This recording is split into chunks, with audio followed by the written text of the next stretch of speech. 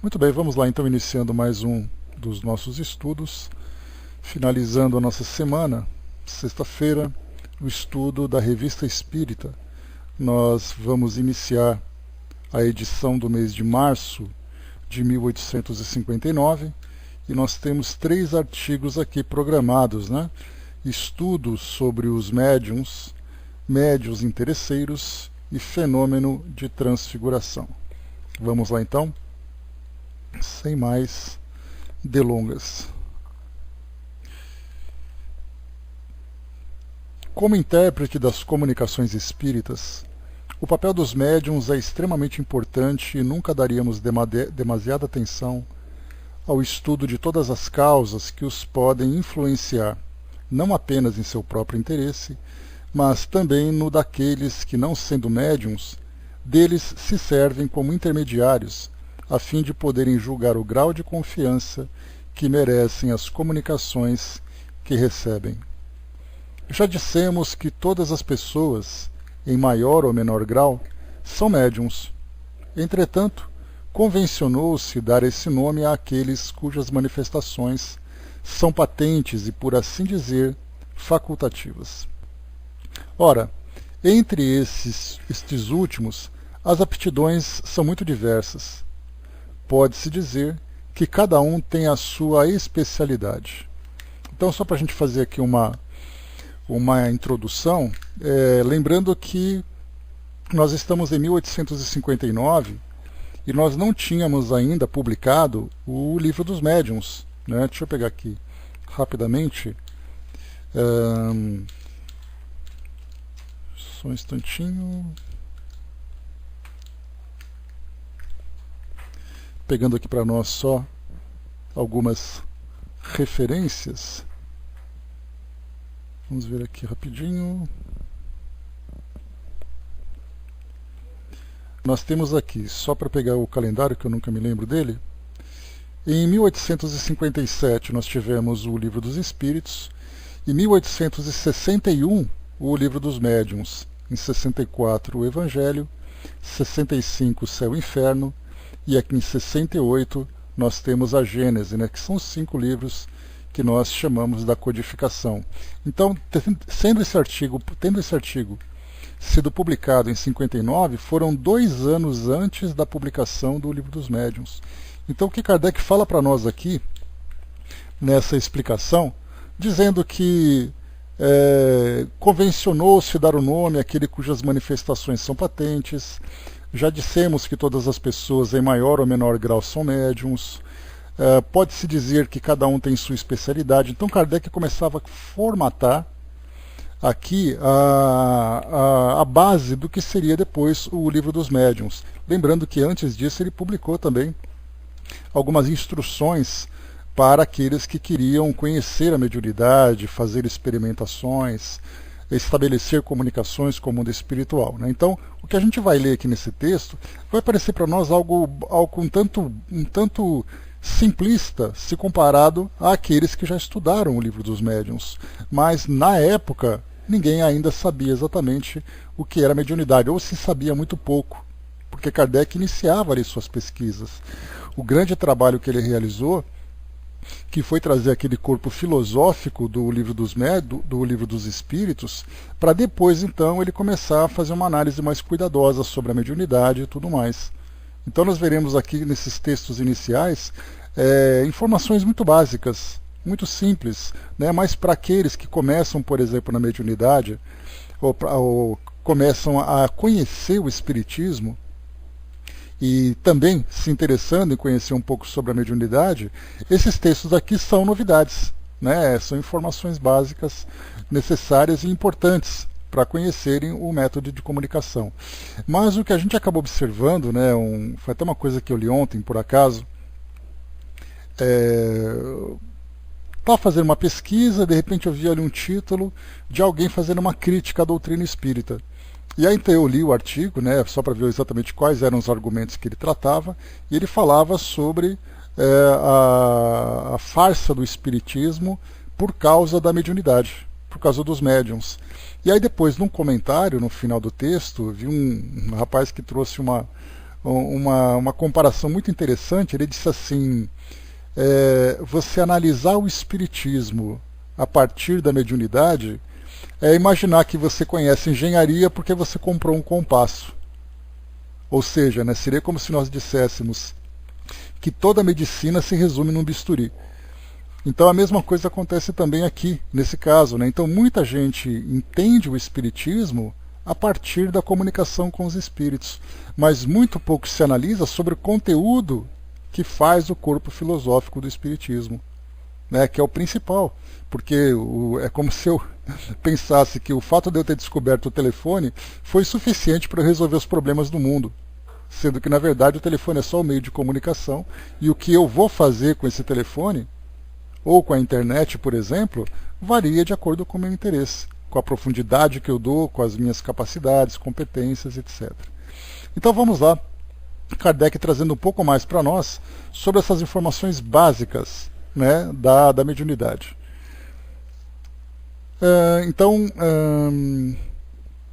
Falava que então pode-se dizer que cada um tem a sua especialidade. No primeiro exame, duas categorias se desenham muito nitidamente: os médiuns de efeitos físicos e os médiuns de efeitos intelectuais, né? Até mesmo aqui os efeitos físicos e intelectuais. Manifestações inteligentes, por exemplo, né? Kardec chamou inicialmente de manifestações intelectuais, depois ele passou a chamar, né, dessas manifestações inteligentes. Os derradeiros apresentam numerosas variedades, das quais as principais são os médiuns, os escreventes ou psicógrafos, os desenhistas e os falantes, os audientes e os videntes. Olha que interessante. Kardec chamava então inicialmente os médiuns falantes, aliás, os médiuns psicofônicos, de médiuns falantes. Então a gente vê que era tudo o início trazendo ali um formato novo para algo que até então não tinha sido investigado, porque os fenômenos vinham muito mais envolvidos em misticismo do que em objetividade e praticidade. Os médiuns poetas, músicos e poliglotas são variedades dos médiuns escreventes e falantes.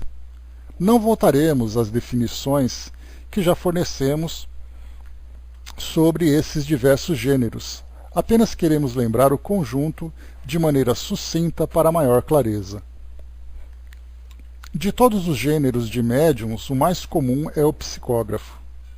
É a modalidade mais fácil de ser adquirida pelo exercício. Eis porque, e com razão, para ela geralmente são dirigidos os desejos e os esforços dos aspirantes.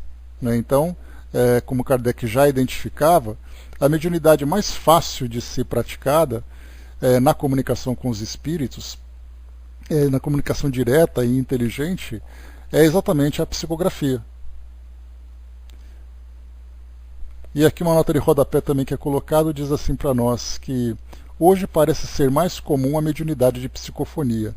Isso aqui é uma nota dos tradutores aqui dessa obra, né? Porque a gente vê também que nas casas espíritas, pelo menos nas comunicações em termos de assistência espiritual, de receber instruções, então nós vemos hoje com muito mais frequência o exercício da psicofonia. Embora todo tipo de comunicação que necessite de algum tipo de registro acaba sendo feito pela psicografia.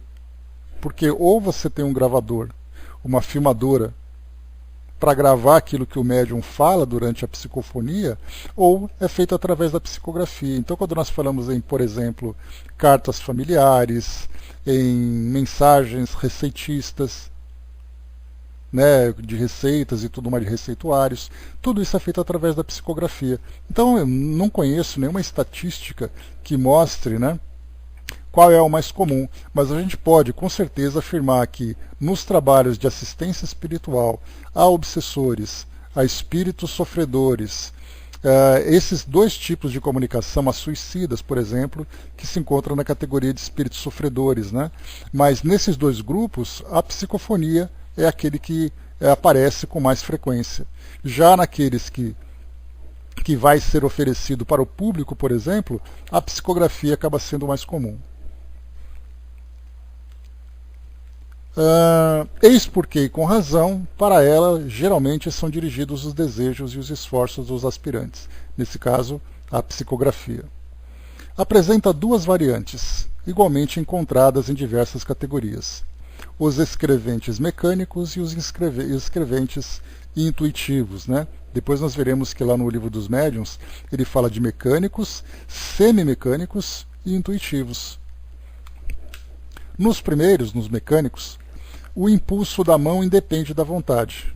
Move-se por si mesma, sem que o médium tenha consciência daquilo que escreve, podendo inclusive estar pensando em outra coisa.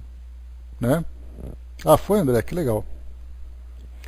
Então aqui quando ele fala sobre pensar em outra coisa, né, eu pelo menos nunca vi um médium mecânico escrevendo, né, com essa naturalidade. Né? Então assim, escreve, enquanto a mão vai escrevendo, o médium fica distraído com outras coisas. O que a gente percebe é sempre o médium acompanhando aquilo que vem acontecendo. Né? Então traz ali uma ideia semimecânica ou mesmo até intuitiva, mas mecânica mesmo assim acaba sendo até um pouco mais comum.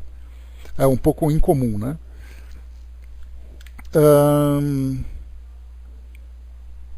No médium intuitivo, o espírito age sobre o cérebro. Seu pensamento, por assim dizer, atravessa o pensamento do médium sem que haja confusão. Consequentemente, ele tem consciência do que escreve, por vezes até mesmo uma consciência antecipada, por isso que a intuição, algumas vezes, procede o movimento da mão. Entretanto, o pensamento expresso não é do médium. Uma comparação muito simples far-nos-á compreender esse fenômeno. Quando queremos falar com alguém cuja língua não sabemos, servimos-nos de um intérprete. Este tem consciência do pensamento dos interlocutores. Deve entendê-lo para poder expressar, e, no entanto, esse pensamento não é dele. Pois bem, o papel do médium intuitivo é o de um intérprete entre nós e o espírito. Aqui, antes de continuar o que Kardec vem desenvolvendo, o médium intuitivo, talvez ele seja o médium mais difícil dos espíritos trabalharem. Isso porque, pelo fato dele ser o intérprete, nesse exemplo que Kardec coloca, por exemplo, né, de pessoas que conversam em línguas diferentes, nós podemos imaginar um intérprete que não interpreta bem a ideia, que ele coloca um pouco da opinião dele, que ele usa a palavra dele do jeito que ele acha melhor. E só para a gente poder ter uma ideia, se eu estiver, por exemplo, conversando com um japonês, ele não sabe nada do português, eu não sei nada do japonês, e eu vou pegar um intérprete e eu vou conversar com ele. Algumas expressões, algumas situações, o intérprete vai ter que ajeitar, porque não dá para traduzir simplesmente ao pé da letra, mas ele vai fazer então um ajuste naquilo que eu passo para ele transmitir para esse japonês. Se eu pegar um outro intérprete, ele vai fazer a mesma coisa. Mas se nós fizermos uma comparação exata do que aconteceu como resultado, nós veremos que eles não utilizarão, por exemplo, as mesmas palavras, não utilizarão as mesmas expressões. Então ele vai, na verdade, fazendo adaptação. Se é um bom médium, ou no caso ali, se é um bom tradutor, um bom intérprete, ele vai tentar traduzir da forma mais fiel possível. Se eu tenho um mau intérprete, ainda que seja de boa vontade, eu digo mal no sentido de capacidade de fazer aquele trabalho, ele vai muitas vezes ali apresentar falhas. Então é o que nós encontramos em muitos médiums que têm maior ou menor facilidade de assimilar o pensamento dos espíritos e também têm a capacidade de trabalhar com maior ou menor fidelidade com relação àquilo que os espíritos querem dizer. Por isso, então, esse trabalho dos médiums, muitas vezes até nós encontramos os médiums que não concordam com aquilo que os espíritos trazem. E aí então eles ficam meio que debatendo mentalmente com o espírito para dizer assim, olha, eu não concordo, eu não acho isso. Aí o espírito fala uma coisa, o médium quer colocar outra coisa por cima. Esse é o pior médium que tem, porque ele interfere diretamente naquilo que o espírito quer dizer. Então, conforme já os espíritos ensinam, o melhor médium é aquele absolutamente neutro. É aquele que fica absolutamente passivo no que diz respeito ao conteúdo. Ele apenas faz o trabalho de transmissão. Deixa eu ver aqui. André colocou, essa definição é muito importante, porque normalmente muitos de nós misturam tudo, sim, e de fato acontece, né, André? E até algumas vezes por boa vontade, o espírito quer dizer, porque nem sempre, um ponto importante também, nem sempre o espírito, o espírito ele é desenvolvido intelectualmente. Então ele vai tentar dizer alguma coisa que nem sempre ele sabe. Ele não conhece, por exemplo, como funciona a mediunidade, ele não consegue expressar suas ideias, ele tem um vocabulário limitado, né? Porque nem sempre nós temos ali o espírito, aquele espírito filósofo, intelectualizado, que faz as coisas simplesinhas, né? Todas simples, né? Até mesmo no caso desses tradutores que eu falei para vocês, imagina se eu tenho dificuldade para me expressar e eu quero conversar com esse japonês. O médium vai fazer um papel ali de intermediário que vai tentar facilitar ao máximo essa comunicação, mesmo que eu tenha essa dificuldade. Então nós temos sempre esse lado, né, de imaginar que no mundo espiritual nós também encontramos dificuldades para os espíritos se comunicarem. Dudu colocou, né, eu já conversei com um ministro messiânico em japonês, né, eu nunca nem sei falar essa língua, né, eu sou mecânico. O ministro me contou que eu não sabia disso dias depois, né. Como tenho mediunidade mecânica, não lembro de nada, né? Quando Cecília chega, eu só vejo depois que o texto está aqui, né? Nesse caso, ainda tem esse fator, não apenas do mecânico, porque tem uma diferença, né, Dudu, entre o médium mecânico e o médium consciente. Muitas vezes você fica inconsciente do que acontece, mas você acompanha aquilo que vai escrevendo, pelo menos mentalmente, talvez você não assimile na hora. Mas o médium mecânico, ele pode estar absolutamente lúcido e mecânico, e ele, na sua lucidez, não participa da comunicação, né? Essa, por exemplo, né, a psicodigitação é algo novo também, de acordo com a tecnologia. Então os espíritos vão encontrando as mais variadas formas de se comunicarem, né? Então, em vez de você escrever, você digita. E se você digita rápido, imagina que você tem um espírito que guarda ainda, né, na sua personalidade atual, uma condição de analfabetismo. Ele nunca mexeu no computador, mas você mesmo assim digita. Então você percebe que a sua contribuição para fazer a digitação num equipamento que o espírito não conhece. Então você não pode estar diretamente lúcido ao que vem acontecendo, mas você está participando pelo fato de você interagir. Né? Bom dia, Conceição. A André colocou, né, sim, se o médium é muito inteligente também, pode ficar complicado, pois vai querer colocar a ideia dele. Esse é o pior médium que tem, né, que é aquele que interfere na comunicação. Estou começando a mudar isso, né, passando para semi-mecânico. Né? Então, quanto mais lúcido você tiver, melhor. Mas quanto menos você interferir, melhor também. Então aquele médium que é inconsciente e é mecânico é o melhor, é o perfeito. É aquele instrumento do sonho de todos os espíritos.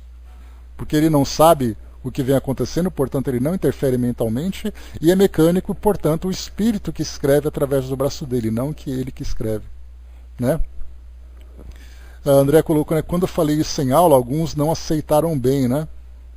Mas é verdade, mas é uma questão de orgulho, né, Andréa? Mas sem dúvida nenhuma os próprios espíritos disseram.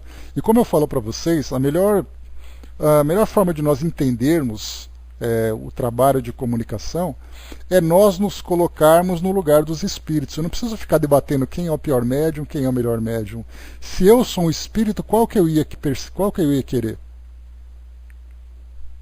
Aí eu entro no lugar do espírito, tento me comunicar através do médium que fica se metendo no que eu quero falar. Eu quero falar nós vai, nós volta, nós volta.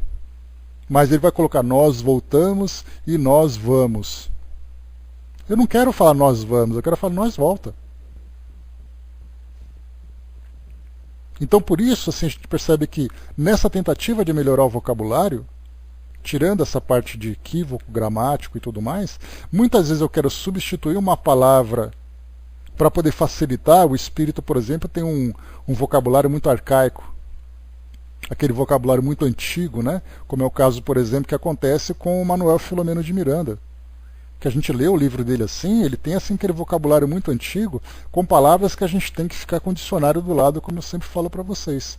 Aí eu sou aquele médium que eu sei que palavra é essa, aí eu quero fazer uma tradução. Só que muitas vezes eu tiro o brilho daquilo que está sendo escrito, como é o caso, por exemplo, de uma poesia. Ou muitas vezes eu acabo mudando a palavra e mudando também o seu sentido. Então, quer dizer, a fidelidade para aquilo que o Espírito vem dizendo, depois nós fazemos a nossa interpretação, mas na comunicação nós interferimos e isso pode atrapalhar. Angelina colocou, né? Interessante que noite passada sonhei que você chegava aqui em casa e dizia que tinha vindo estudar minha mediunidade. Quem exatamente, Angelina? Quem foi o convidado para fazer esse estudo? Bom dia, Gilda. E me dá um retorno de som, pessoal, por favor, só para poder orientar a Marion. Ok, né? Obrigado. Sim, mas quem que foi te visitar, Angelina? Quem é o responsável por essa visita? Coloca para nós aí.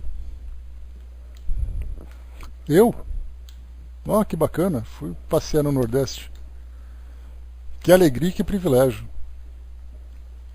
Né? Mas então, pessoal, aqui a minha tecnologia aqui está tudo em ordem, até meus equipamentos e tal. Que bom, Angelina. Então vamos fazer um passeio. Então vamos lá de novo, né? Como ele dizia para nós aqui. Ah, beleza. O papel do médium intuitivo é o de um intérprete entre nós e o espírito. Ensinou-nos a experiência que os médiuns mecânicos e intuitivos são igualmente bons, igualmente aptos a receber e a transmitir boas comunicações. Como meio de convicção, sem dúvida, olha só, como meio de convicção, ou seja, para você convencer as pessoas de que aquela comunicação é legítima, como meio de convicção, sem dúvida, os primeiros valem mais, que são os mecânicos. Quando, porém, a convicção é adquirida, não há preferência útil. A atenção deve voltar-se inteiramente para a natureza das comunicações, isso é, para a aptidão do médium em receber as comunicações dos bons espíritos e maus. Sob esse aspecto, podemos dizer se ele é bem ou mal assistido. Então vamos lá. Para poder, um médium, por exemplo, ele se torna muito mais simples para os espíritos, como eu disse para vocês, trabalhar com um médium mecânico. Para o público assistente, para aqueles que recebem a comunicação, receber a comunicação inicialmente, a mecânica é muito mais fácil, é muito mais prática, mas depois que já se estabelece uma confiança no médium, e também no próprio trabalho de comunicação com os espíritos, aí então tanto faz um como o outro, porque o médium já provou ser um bom intérprete, e os espíritos que se comunicam também já têm ali a sua identidade estabelecida e os seus objetivos. Então todo o trabalho inicial é aquela história, quanto mais convincente, melhor, nesse caso os mecânicos. Depois que o convencimento foi resolvido, então o resto, né, tanto faz um como o outro. E continua aqui para nós. Toda a questão se resume nisso. E essa questão é capital, porquanto somente ela pode determinar o grau de confiança que ele merece. É o resultado de estudo e observações, pelo que recomendamos no nosso artigo anterior sobre os escolhos dos médiuns. Então, a comunicação chega, então é feito o estudo daquele conteúdo, estudando o médium, estudando os espíritos, estudando o conteúdo das mensagens, observar também como o trabalho se desenvolve, tudo parte disso. E não simplesmente daquela ideia que o fato de eu dizer que um espírito se comunicou já é o suficiente para eu acreditar, cair de joelhos e dizer amém. Não é assim que funciona. O Dudu coloca, né, e a parte anímica no mecânico, né? Se é médium mecânico, Dudu, não existe parte anímica. Né? Quando a gente fala sobre a participação do médium mecânico nas comunicações, é uma participação mínima, mas ele é, sem dúvida nenhuma, participante também do trabalho, já que é através dele que os espíritos se comunicam. Né? Mas a gente tem aquela dificuldade também, principalmente para médiums iniciantes, que começam a ter aquela dúvida se foi ele realmente que escreveu ou não. Agora, nesse caso, a parte mais difícil do animismo é para os médiums intuitivos, porque ele mesmo não se convence se a comunicação é dele ou do espírito. Bom dia, Osmar. Para o médium mecânico, ele tem certeza que não foi ele que escreveu. Ou ele viu o braço escrevendo coisa que ele não sabe do que é, ou depois também ainda tem um detalhe dele ficar inconsciente quando voltar a si, quando voltar à consciência, perceber que o trabalho foi feito. Agora, para o médium intuitivo ou semimecânico, essa é uma parte muito difícil. Porque no começo, a grande maioria dos médiums acaba tendo essa dificuldade. Será que fui eu que escrevi? Até mesmo, muitas vezes, um assunto que apareceu do nada, mas pelo fato dele acompanhar aquilo que o pensamento vem chegando, as ideias vão surgindo, ele acha que é ele que está elaborando essa ideia.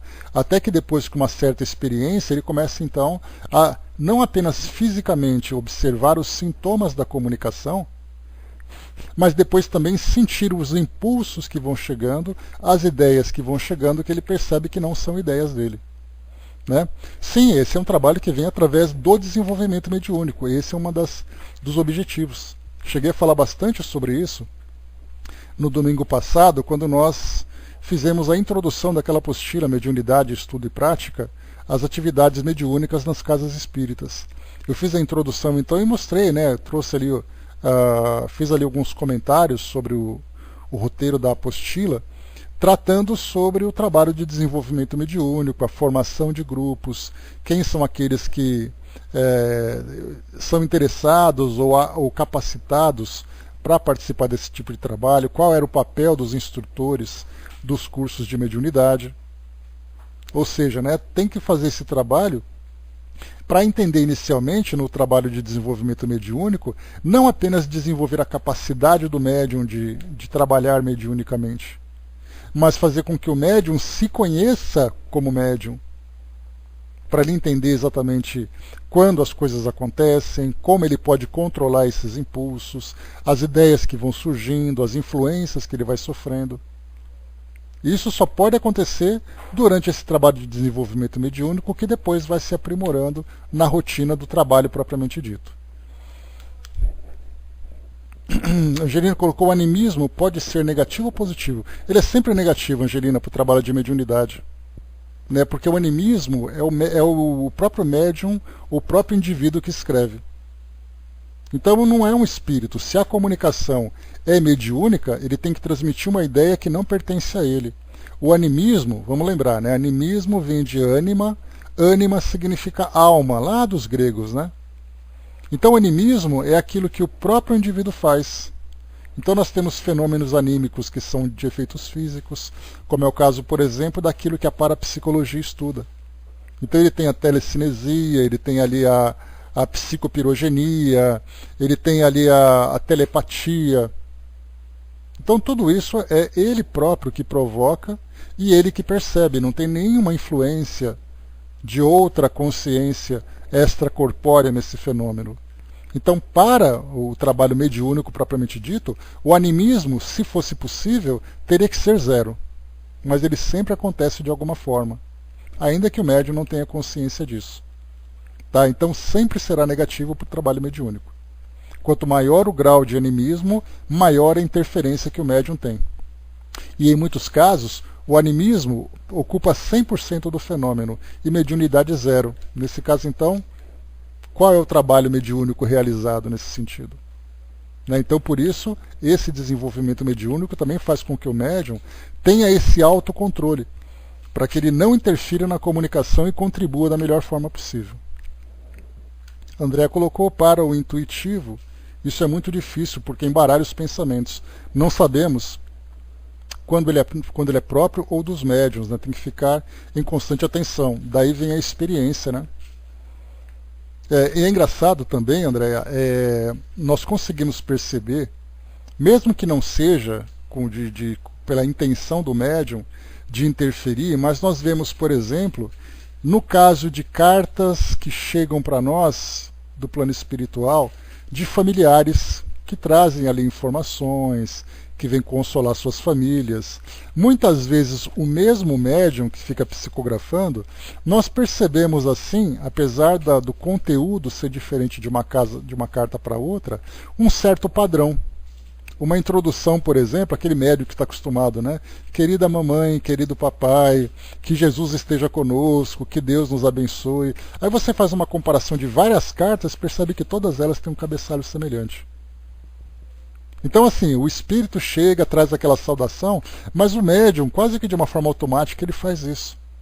Então nós vemos que ele vai, no decorrer da psicografia, ele vai trazendo expressões, ele vai trazendo um jeito de expor as ideias, uma estrutura. Né? Não, nesse caso, Dudu, é a Cecília que escreve dessa forma. Eu digo assim, o médium que acaba se acostumando a escrever dessa forma, ele vai moldando aquilo que os espíritos escrevem, até porque é uma coisa muito importante da gente lembrar. No caso, por exemplo, de comunicações, de entes queridos, no caso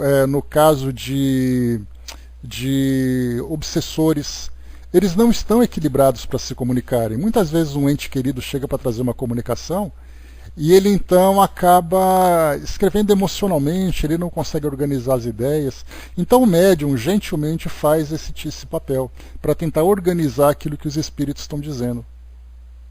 Então esse médium tem realmente esse caguete, né, que de escrever mais ou menos dessa forma, naquele estilo, que é muito natural. Nós não reconhecemos, por exemplo, um poeta pelo seu estilo literário. Nós não conhecemos um poeta pelo vocabulário que ele utiliza.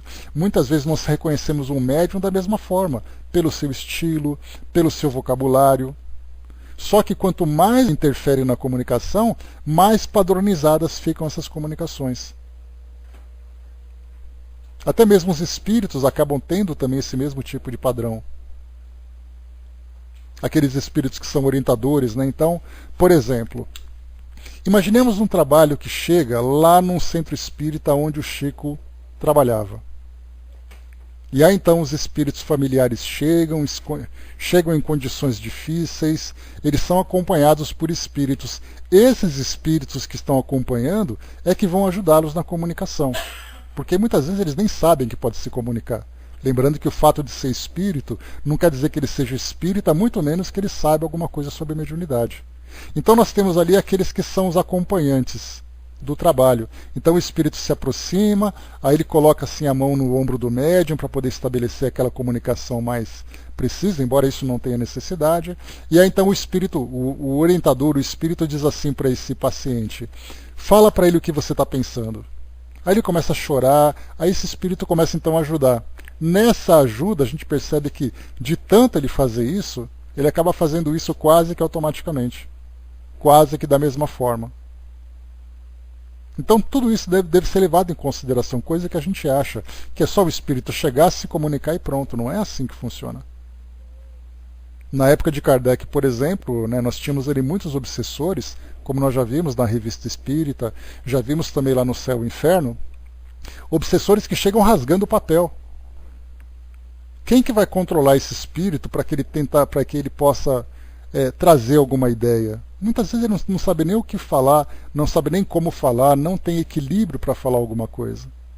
Mas aquele pouco que ele vai soltando de pensamento é o suficiente, pelo menos, para trazer uma ideia do que vem acontecendo nesse bastidor do plano espiritual. E esse é um trabalho que os espíritos e os médiuns têm para fazer.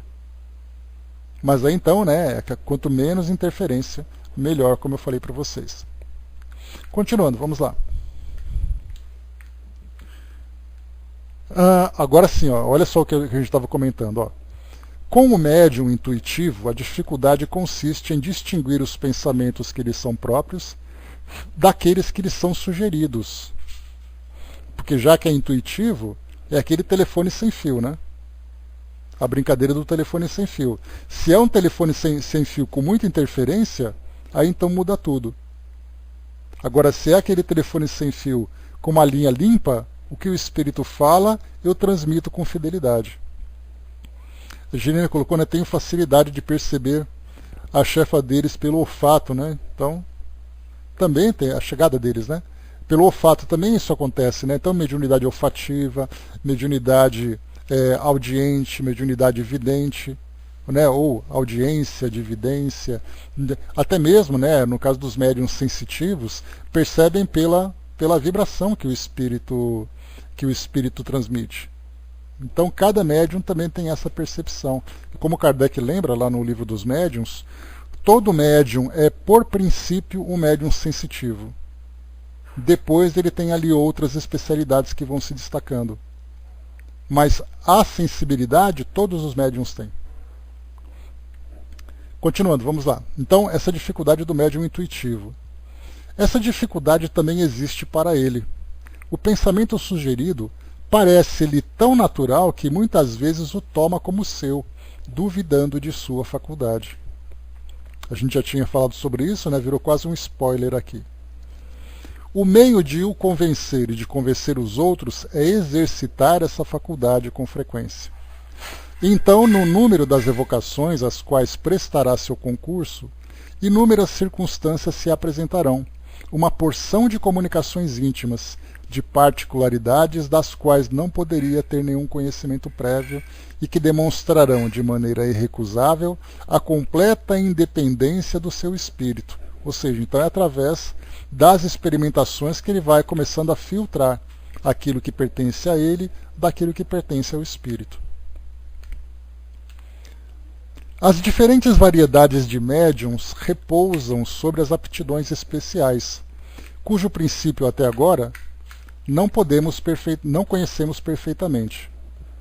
Então, quer dizer, não se sabe exatamente por que o médium ele é bom para fazer psicografia e o outro é bom para desenhar.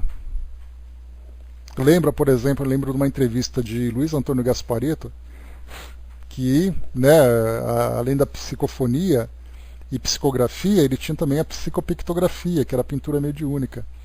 E numa entrevista ele disse assim, não sei porque os espíritos começaram a pintar através de mim. E é claro que ele levantou a especulação, né? Talvez no passado eu tenha tido alguma facilidade, ou sei lá o quê, mas não sei por quê. Porque eu nunca fiz nenhum curso de artes, nunca tive nada relacionado com pintura, nunca fiz nada, e mesmo assim os espíritos começaram então a pintar através de mim. E deu no que deu, né? A gente viu, né? Então, quer dizer, não se sabe por quê. Por que nós temos aquele médium de cura? Então a gente traz a especulação, não, porque a cura vai fazer com que ele se sensibilize com a dor do próximo, porque no passado ele já teve alguma relação com a área de saúde. Não sabemos nada disso. Mas é uma questão de treino, Dudu. Kardec mesmo fala sobre isso. Muitas vezes você já tentou, mas tentou quantas vezes? Tentou uma semana e não deu certo? Muitas vezes tem que fazer um teste ali e deixar as coisas acontecerem, porque se a psicografia sai, por que a pintura não sairia também? Então é treino, treino, treino, treino e mais treino. Aí Kardec também alerta, né? Se você já treinou muitas vezes e percebeu que não vai, é porque você não tem aptidão para isso. Mas tem que insistir.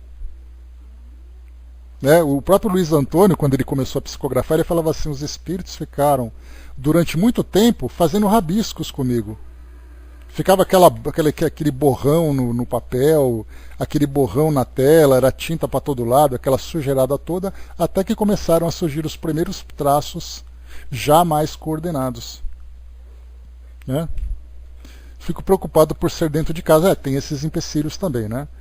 Tem essas dificuldades, né? Mas aí é uma questão de tentativa, porque Kardec coloca, né? Você pode chegar, se senta à mesa de casa, segura o lápis, se concentra e espera as coisas acontecerem. Nesse caso você vai fazendo aquela autovigilância, né? Para você perceber quando as coisas vão começando a mudar, tentar ter esse controle. Mas, né? A gente não tem hoje, por exemplo, nenhum centro espírita que tenha, né? Seria até curioso, né? O curso de arte mediúnica. Já pensou? A gente tem curso de mediunidade, que tem sempre aquele objetivo de você fazer aquele trabalho de comunicação com os espíritos através da psicofonia, através da psicografia, através da incorporação propriamente dita, né? Através do curso de passe. Mas já pensou um centro espírita?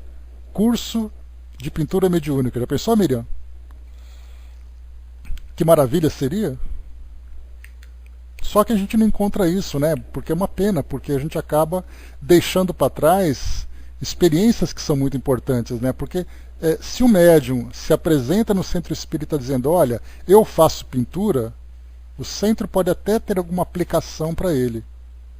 Mas se ele chega assim, olha, eu queria tentar desenvolver essa habilidade. Não tem, infelizmente. Música mediúnica é a mesma coisa. Então, curso de arte mediúnica de modo geral. Né? Pois é, Osmar, né? Mas assim, o que Kardec lembra é que você pode fazer experimentações. A gente, infelizmente, não encontra hoje cursos para isso. E até mesmo também, se você chega num centro espírita e diz assim, olha, eu faço pintura mediúnica em casa. Aí o pessoal fala assim, ah, tá, que legal. Parabéns.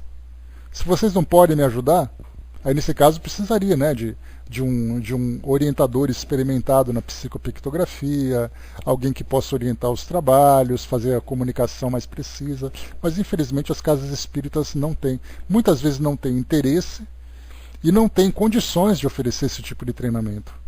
Né? Então esses cursos é para trazer um esclarecimento, mas infelizmente para esses que são menos usuais, acaba não tendo.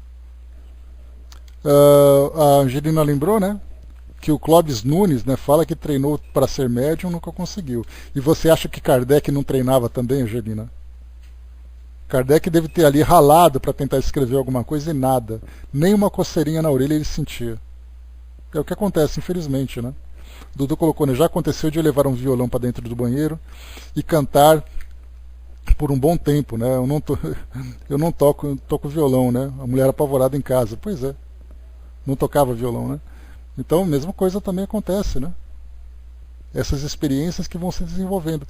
Então, no caso, né? Nada de tocar violão, né? Então, assim, a gente tinha, ó, Luiz Antônio Gasparetto, trabalhava com, talvez a parte mais especializada dele fosse a pintura mediúnica. O Irineu Gasparetto, que era o irmão dele, música mediúnica, incorporação de espíritos, que ele era músico nesse caso, né? Então a gente lembra que o médium, quando ele já tem uma certa compreensão sobre determinado tipo de trabalho, fica mais fácil para os espíritos.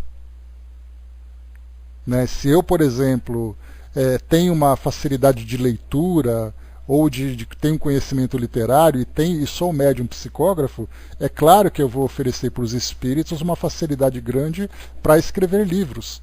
Se eu gosto de poesias, a mesma coisa. Se eu gosto de estudos evangélicos, o Espírito que vem trazer para mim, trazer através de mim uma mensagem de cunho evangélico é muito mais fácil. Ele vai encontrar já no meu acervo mental muitas habilidades que ele pode simplesmente fazer uso. Agora chega um espírito árabe, quer escrever através de mim e eu não consigo falar nada, não sei esfirra em árabe. É o mais perto que eu chego. Como é que a dificuldade que ele vai ter? Porque ele vai ter que fazer com que eu desenhe as letras que eu nunca vi, letras que eu nunca escrevi. Então isso vai ser um trabalho muito maior para ele. Então o médium, quando ele oferece essas condições, no caso do Irineu, por exemplo, que tocava violão, que gostava de música, que estudava e coisa e tal, um espírito encontrava ali fácil, né? Ou a mesma coisa, no caso, por exemplo, de médiums que psicografam, vamos dizer assim, né? Pode chamar de psicografia, partituras musicais. Porque acontece, os espíritos vêm, nós temos vários médiuns que fazem isso. Então ele vem lá, eu consigo desenhar na partitura ali, né, no pentagrama, todas as notas musicais, todos os símbolos musicais, aquela coisa toda. E tinha uma pianista que tinha essa habilidade. Olha que facilidade. Eu vou soltando a melodia na cabeça dela, ela vai simplesmente transcrevendo. Agora, fazer isso com alguém que não conhece música nenhuma, é a mesma coisa. A Conceição colocou, eu já pintei panos de pratos, só que pintava vários em minutos, né? Estraguei vários, né, no centro espírita. Mas é um começo, né, Conceição? Não importa que tipo de pintura aconteça, o que importa é que a arte apareça, né? Então cada um tem ali uma habilidade diferente. Tem médium na casa que faz isso, né? Psicografia de partituras, bacana, né? Então são músicas belíssimas. Tem até uma pianista inglesa, se eu não me engano, que ela gravou um CD só de músicas mediúnicas, de músicas psicografadas, né? Fica até estranho a gente falar psicografia, porque a gente está tão acostumado a escrever textos, não escrever pautas, né? Escrever ali partituras. mas não deixa de ser uma psicografia também. Então essas são músicas belíssimas também que ela tem. Vocês podem até colocar no Google depois, coloca ali música mediúnica, talvez apareça para vocês algumas gravações ali. Vamos em frente. Onde nós estávamos? Está aqui, né? Dir-se-á, sobretudo, pode ser horário também, né, Angelina? Dir-se-á, sobretudo, se for médium mecânico, que tanto pode o espírito fazê-lo escrever numa língua estranha, quanto desenhar ou ditar uma música. Olha só que coincidência aqui agora. No caso médium mecânico é muito mais fácil, que ele simplesmente desenha. Agora no médium intuitivo, aí é um abacaxi. Porque o médium vai dizer assim, ó, coloca uma bolinha entre a primeira e a segunda linha. Eu coloco no meio, não, meu filho, é a outra.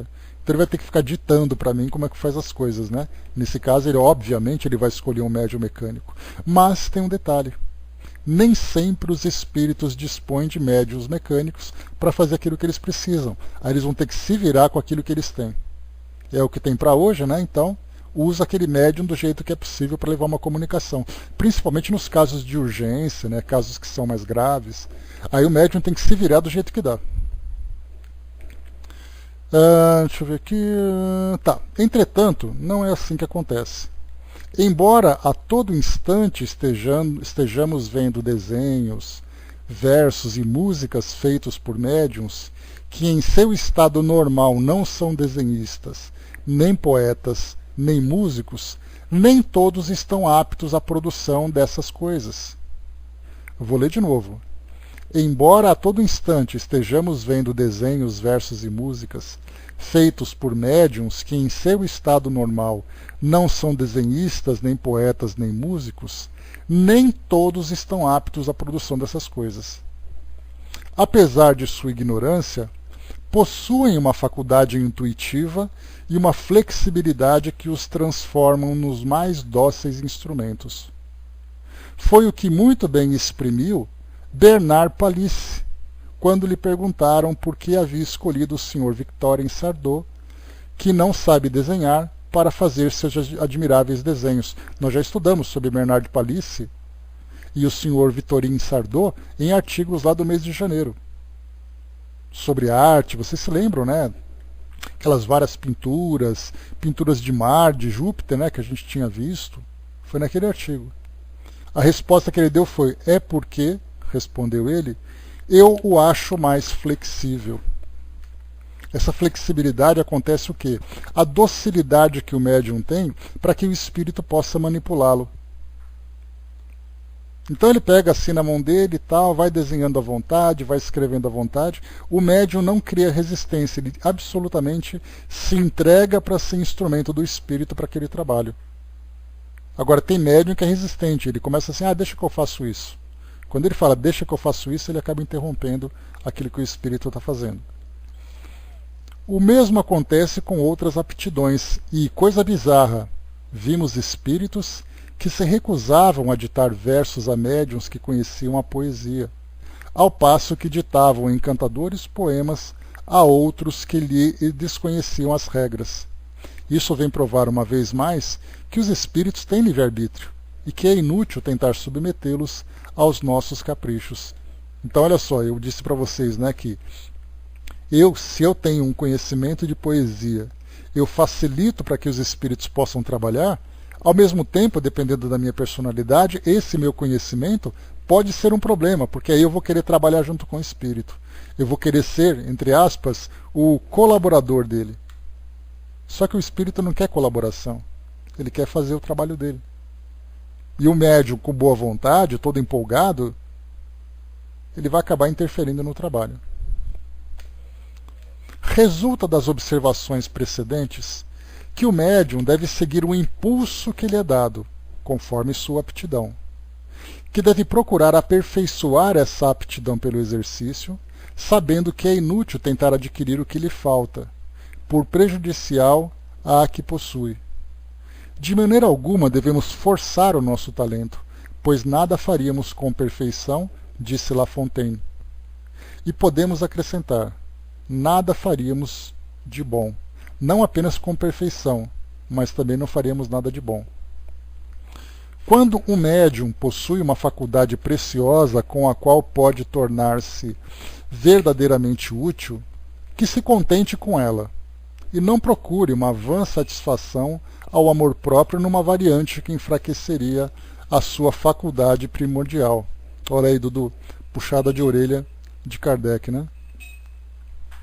Se você sabe fazer aquela coisa, se aprimore nela. Não fique inventando, querer outras coisas só para satisfazer a sua vontade. Se esta deve ser transformada, o que muitas vezes acontece, ou se deve adquirir uma nova, isso virá espontaneamente, não por efeito de sua vontade. Conceição colocou, né? Tem horas que escrevo poesia que não sei se é o mesmo, né? Essa é uma dificuldade que o animismo acaba surgindo, acaba trazendo para nós, né? A faculdade de produzir efeitos físicos, agora já entra aqui numa outra categoria. A faculdade de produzir efeitos físicos constitui uma categoria bem nítida que raramente se alia às comunicações inteligentes, sobretudo aquelas de elevado alcance. Então, aquelas de efeitos físicos, elas não se comparam com as inteligentes. Você, por exemplo, provocar um barulho dentro de casa, muitas vezes não tem um significado inteligente nenhum, é apenas uma batida. Não tem inteligência entre aspas, né? Porque se o espírito tem ali uma motivação para fazer aquilo, é que ele quer dizer alguma coisa, nem que seja para dizer que ele está irritado, mas ela não é inteligível, vamos dizer assim, fica mais fácil. E diz para nós aqui, sabe-se que os efeitos físicos são peculiares aos espíritos de classe inferior, como entre nós as demonstrações de força são características dos saltimbancos. E pior que assim mesmo, né? Kardec foi bem sábio nisso. Nós percebemos assim, né, que quanto mais a elevação intelectual, menos força o espírito faz até mesmo no seu modo de viver. Ele não tem um trabalho braçal, é um trabalho intelectual, genericamente, né? Ora, os espíritos batedores pertencem a essa classe inferior. Agem o mais das vezes por conta própria, para se divertirem ou vexarem os outros, mas algumas vezes também por ordem dos espíritos elevados, que deles se servem como nós dos trabalhadores braçais. Seria absurdo acreditar que os espíritos superiores viessem divertir-se em bater nas mesas ou fazê-las girar. Eles se servem desses meios, dizemos nós, através de intermediários, seja para convencer-nos, seja para comunicar-se conosco quando não dispomos de outros meios. Mas os abandonam tão logo possam agir de modo mais rápido, mais cômodo e mais direto, como nós abandonamos o telégrafo aéreo desde que passamos a ter o telégrafo elétrico, né? E nós deixamos do telégrafo elétrico e passamos a usar a internet via satélite, né? De modo algum, os efeitos físicos devem ser desprezados, porque para muitas pessoas são um meio de convicção. Aliás, eles fornecem precioso material de estudo sobre as forças ocultas, mas é notável que os espíritos geralmente os recusam aos que deles não necessitam, ou pelo menos os aconselham a com eles não se ocuparem de modo particular. Eis o que a propósito ditou o espírito São Luís na Sociedade Parisiense de Estudos Espíritas. Diz aqui então São Luís: zombaram das mesas girantes, mas não zombarão jamais da filosofia, da sabedoria e da claridade que brilham das comunicações sérias.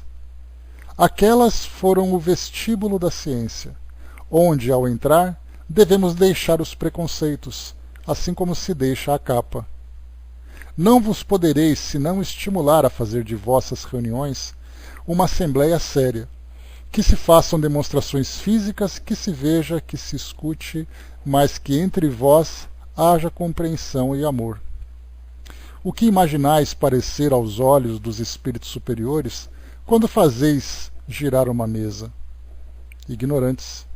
O sábio gastará seu tempo em repisar o ABC da ciência? Ao contrário, em vos vendo rebuscar as comunicações inteligentes e instrutivas, sereis considerados como homens sérios em busca da verdade.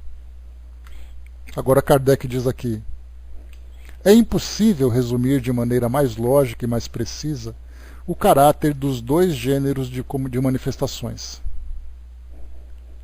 Aquele que recebe comunicações elevadas deve-as à assistência dos espíritos bons. É uma prova de simpatia deles por ele.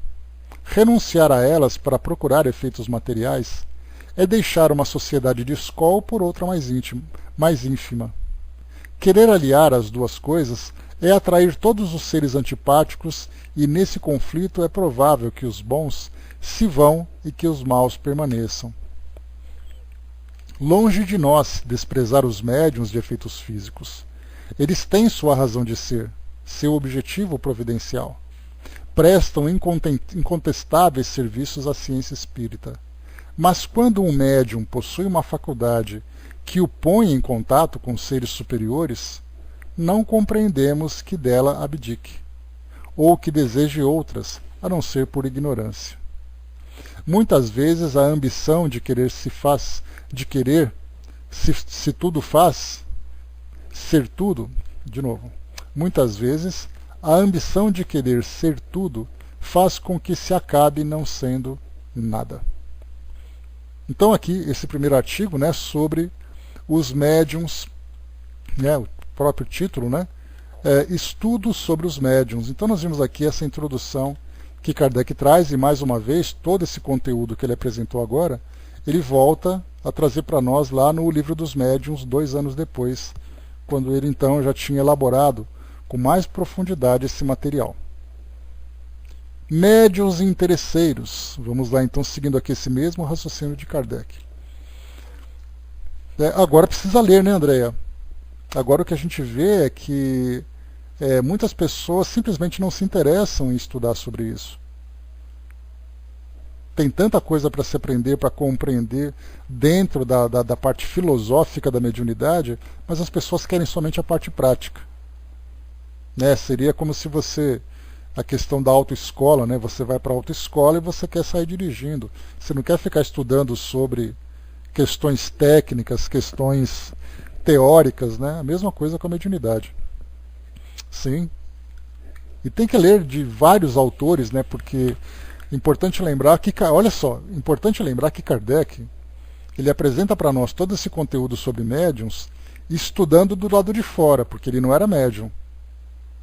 Agora, quando nós pegamos, por exemplo, médiuns experimentados, como foi o caso do Chico, como foi o caso do Divaldo, o caso de Dona Ivone, o caso de Raul Teixeira e outros tantos médiuns que já publicaram, estudiosos, né, como a própria Sueli Caldas Schubert também, publicaram livros com conhecimento de causa.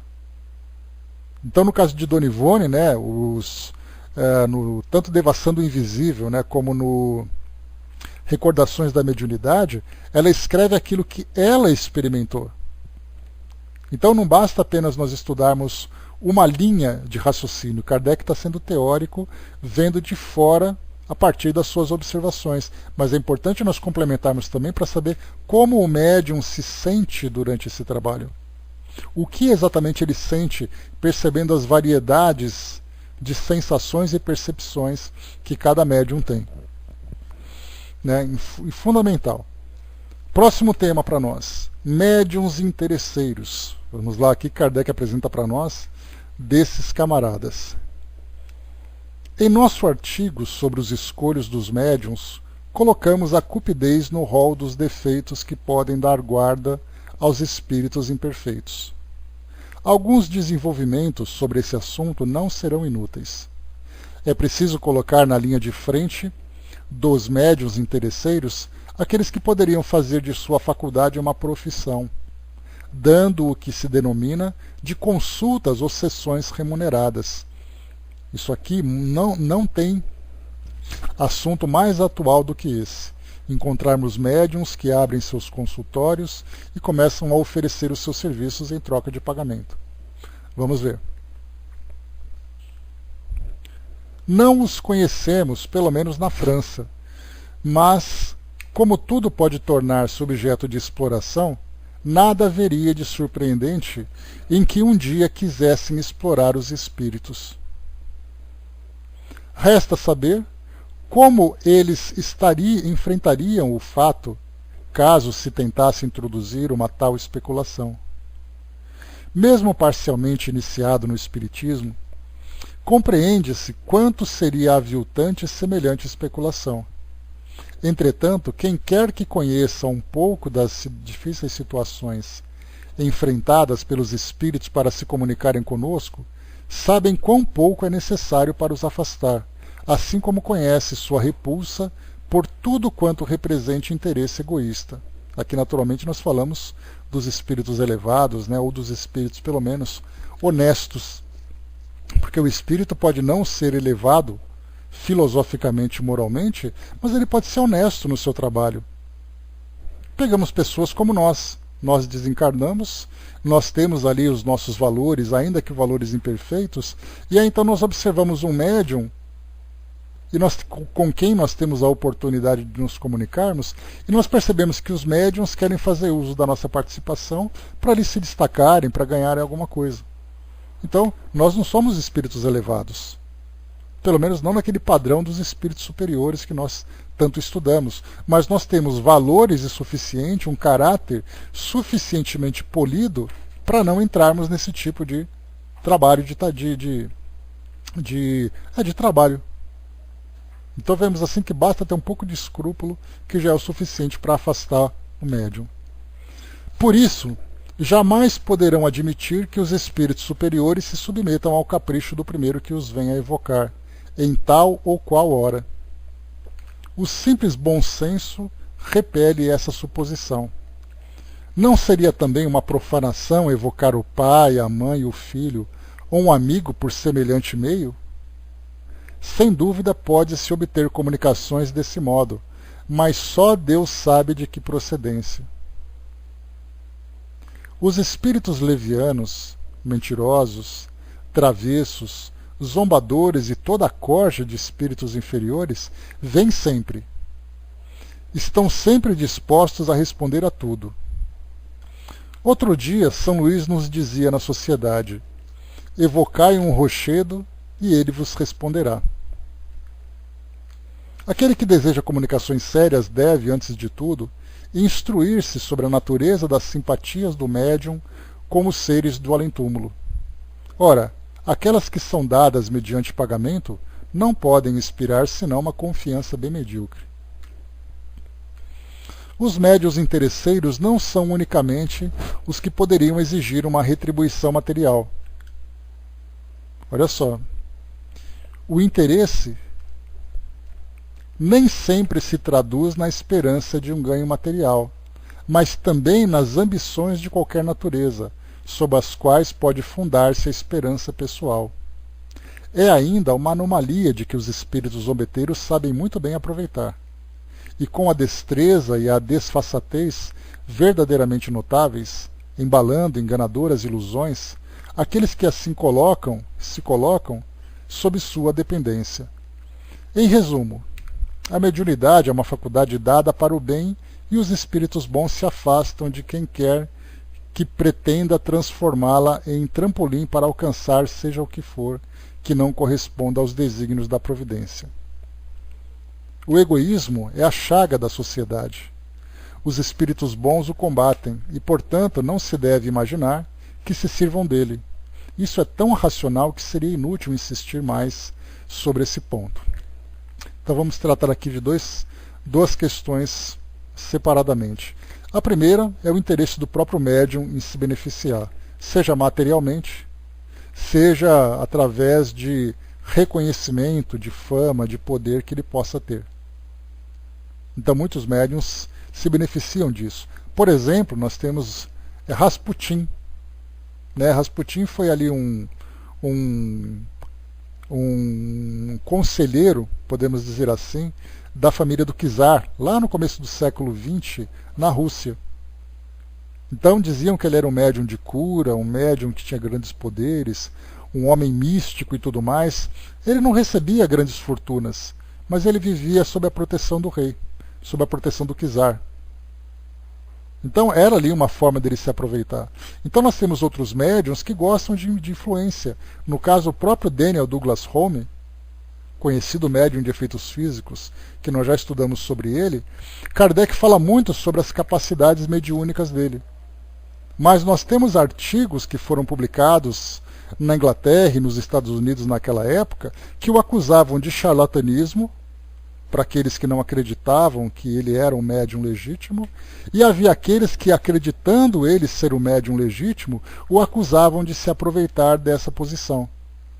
Porque ele dizia, não, eu não recebo dinheiro para isso.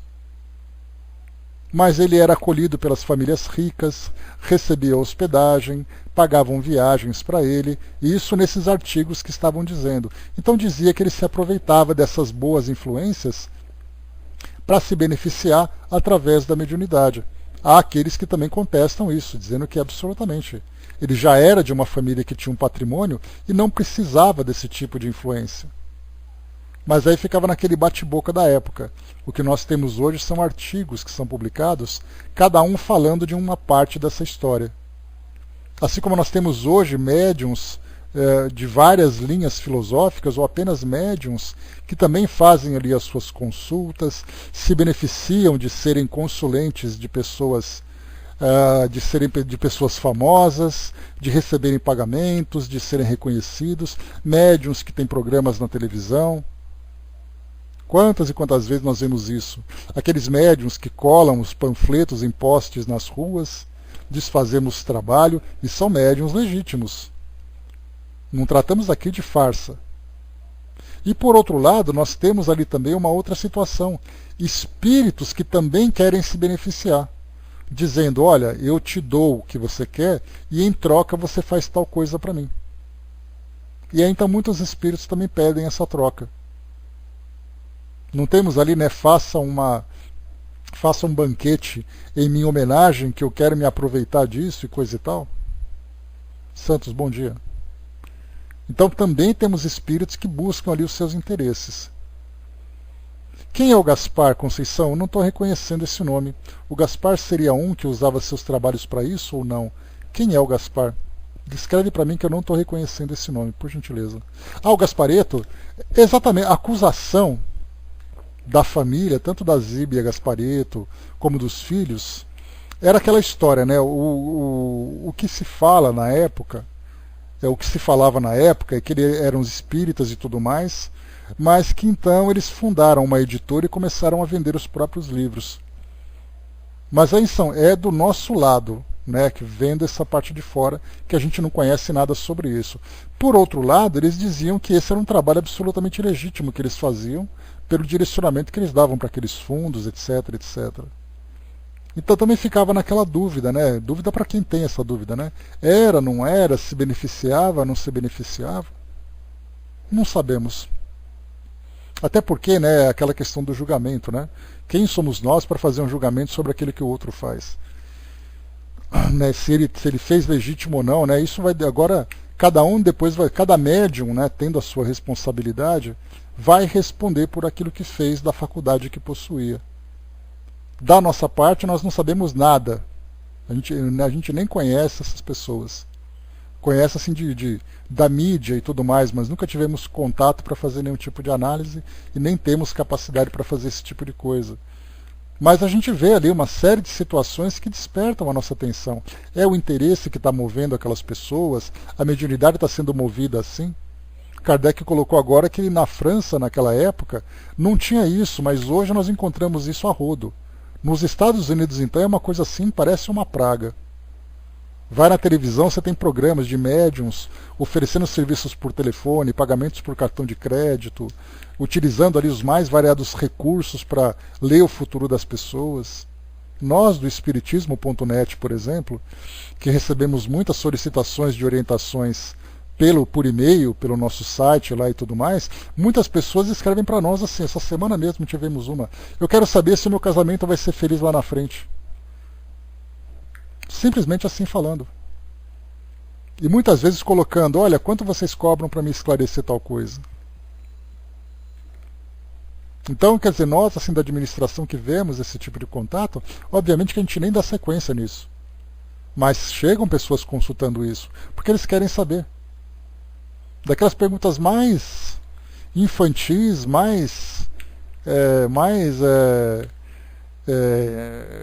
como é que eu posso dizer? Ainda mais pueris possíveis, né? Mas assim acontece com frequência.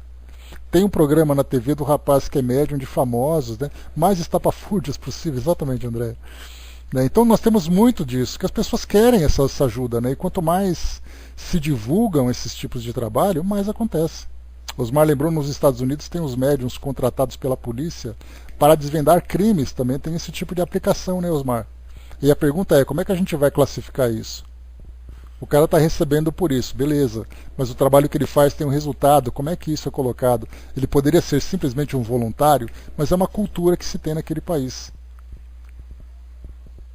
Então nós temos ali desde os médiums, que não passam ali de paranormais, mas sem necessariamente ser médiums, né? Lembramos, como o Divaldo diz para nós, né? Todo médium é um paranormal, mas nem todo paranormal é um médium. Porque muitas vezes um paranormal tem faculdades anímicas. No caso, por exemplo, da psicometria, que é você tocar em objetos, entrar em ambientes e sentir alguma coisa, fazer uma leitura das energias impregnadas ali, isso não é mediunidade. Isso é apenas uma faculdade anímica. Então lá é muito comum, e eles usam a expressão médiums para todos os indivíduos. Eu sou médium porque eu consigo mexer um objeto com a mente. De repente tem um espírito mexendo ali para ele, né? Isso é mediunidade, mas de repente ele mexe com a mente e não tem nada a ver. Então nós encontramos a aplicação da mediunidade nas mais variadas situações.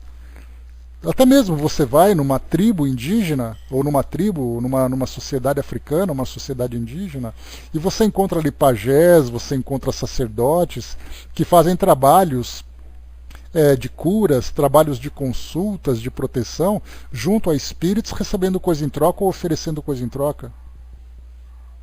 Não temos até aqui no Brasil também, muitas vezes encontramos esses, entre aspas, esses despachos que são feitos em cemitério e não sei o quê. Não é uma troca que está sendo feita?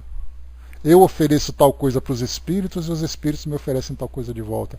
Nós temos uma relação tão profunda com o mundo espiritual e a forma como isso é aplicado, que da nossa parte é muito difícil, porque o entendimento que nós temos da doutrina espírita é uma barganha constante. É um detalhe importante que nós aprendemos dentro das bases morais e evangélicas da doutrina espírita é que a mediunidade não pode ser usada para essa finalidade de benefício para o médium, tampouco nós podemos nos envolver com espíritos que têm esse mesmo interesse. Essa é a visão da doutrina espírita, por isso que é muito diferente você ser médium espírita e você ser médium não espírita, não importa qual seja a sua outra filosofia. O que importa para nós é o que você faz daquilo que você recebe. Tanto é assim que lá no Evangelho segundo o Espiritismo, Kardec escreveu um capítulo especial sobre isso. A quem muito foi dado, ou melhor, dai de graça o que de graça recebestes. Então, a instrução que nós temos na doutrina espírita: não faça uso da mediunidade para o seu próprio benefício, nem que seja um benefício imaterial. Porque material é quando você recebe uma grana. O imaterial é quando você recebe um reconhecimento. Não, eu vou ser médium para vocês, mas olha, por favor, me dê um crachazinho dourado porque eu mereço. Isso é um benefício imaterial. Né? Então, o aprendizado que a doutrina espírita traz é esse tipo de aplicação. Mas fora da doutrina espírita, nós temos aí, né, como foi colocado no último censo em 2010, eram 4 milhões de pessoas que se declaravam espíritas no Brasil. Só que nós temos um planeta com 7 bilhões de pessoas. Desses 7 bilhões, quantos são médiums? Quantos fazem uso da mediunidade de formas diferentes? Então está aí a grande questão a ser observada.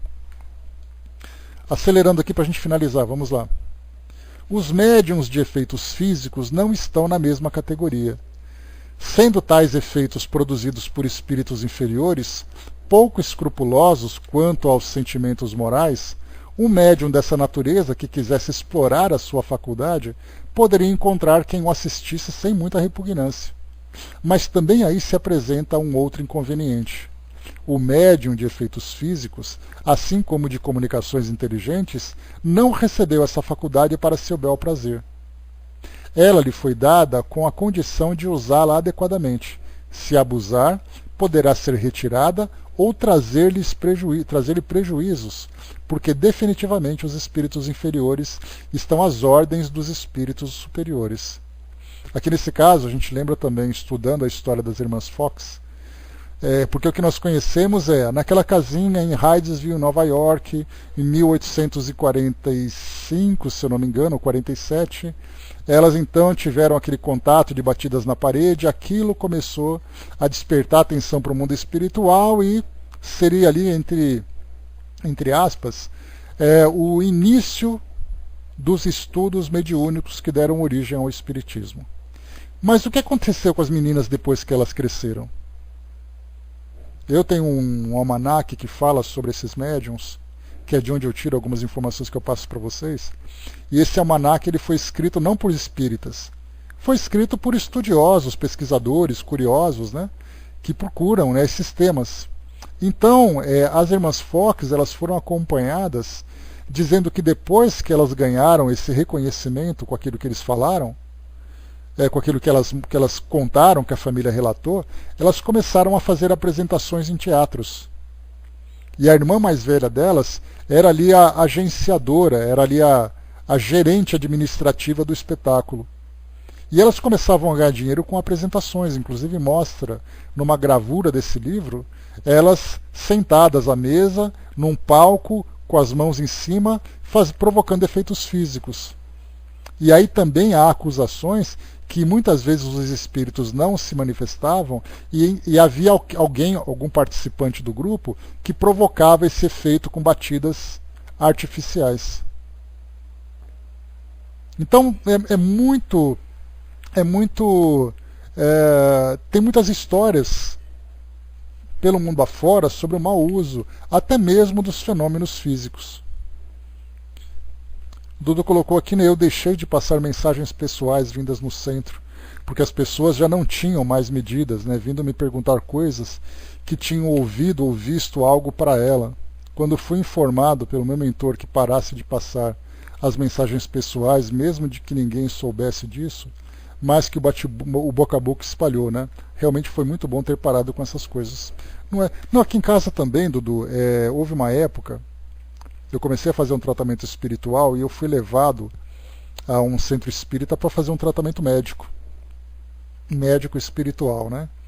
E essa família que me levava, embora me levasse no centro espírita, eles trabalhavam na Umbanda, médium de Umbanda, dirigentes, mas não tinha nenhum tipo de envolvimento. Então, quando chegava em casa, de vez em quando me aplicavam passes.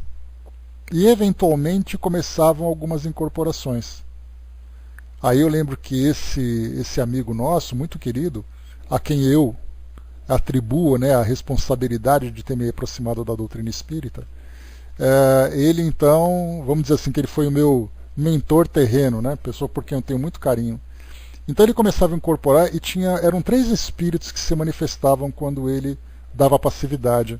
Era um espírito português, o nome dele era Gabriel, era um espírito, um preto velho, que eu não sei o nome dele, não me lembro, e um espírito índio.